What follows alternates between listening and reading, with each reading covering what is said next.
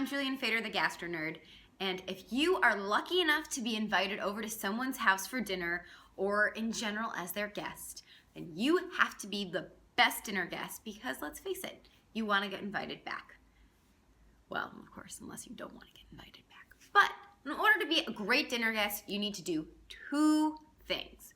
Bring a gift, help clean up. Bring a gift. Let's do the math. Someone's making dinner for you. Not only are they spending the time slaving away to put together a home-cooked meal, but it also costs them money. It ain't free to make dinner for somebody. So between the time that's priceless and the money, you should at least chip in for a decent bottle of wine. Something. Wine, cool, beer, cider. They don't drink, bring them a plant. Some sort of effort and token that says, hey, thank you for taking the time to make this meal for me. I am appreciative. Here is my contribution. Right? Of course, I always appreciate when people ask, is there anything I can bring? Sometimes there is, and if I say no, you should still bring wine because you should always bring something, even if the host tells you not to. Key. We don't want to have to ask, trust me. Second, help clean up. Your host has already worked hard cooking. They've already done a chunk of cleaning. And let's face it, the last thing I want to do after a long night of entertaining is to have to do more and clean up after you. Because you're an adult. You should be able to clean up after yourself. I can't tell you. I have so many times.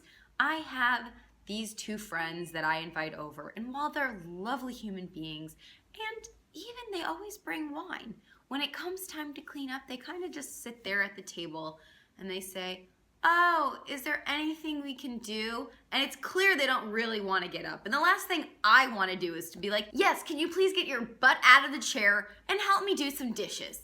No.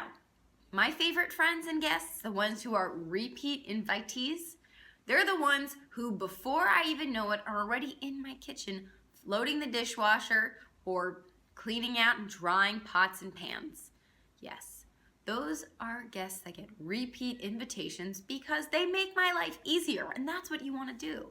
Thank you, good friends. You know who you are. Two things to being a great dinner guest. Bring a token of gratitude and don't be cheap. And second, and perhaps most importantly, help clean up. Really, be a good guest. And this, of course, applies to any form of guest, house guest, dinner guest. Clean up after yourself and take initiative. And it's better to take initiative and for have the host to say, oh, no, you don't need to do. Just do it. Trust me. They'll thank you and you'll thank you for it in the long term. Well, thanks for tuning in to The Gastro Nerd. I'm Julian Fader. Subscribe to my YouTube channel by clicking this button over here and stay tuned for more delicious nerdy advice to come.